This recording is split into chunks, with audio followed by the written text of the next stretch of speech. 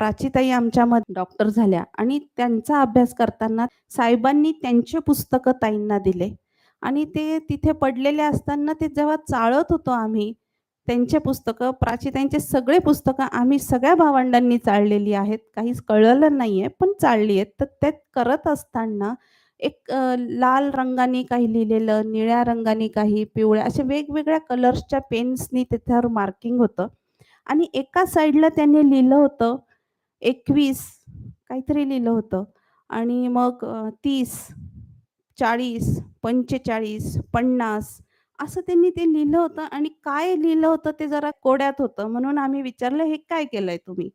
तर त्यांनी सांगितलं, की "मी लायब्ररीत बसलो होतो. मी सेकंड इयरला होतो आणि मी हे लिहीत होतो.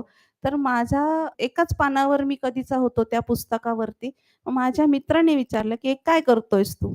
तर म्हणे, "मी माझ्या आयुष्याचं प्लॅनिंग करतो आहे." आणि त्यामध्ये मग आम्ही त्यांना ते कोडिंग विचारलं, तर 45व्या वर्षी त्यांना राजकारणात जायचं, हे त्यांनी त्यांच्या फर्स्ट इयर ऑफ एम-बी-बी-एसमध्येच ठरवलं होतं आणि समाजकार्य कुठे करायचं, कधी सुरू करायचं, इतकं बारीक प्लॅनिंग त्यांनी त्याच वेळेला त्यांच्या पुस्तकात आज आम्हाला सापडलेलं आहे.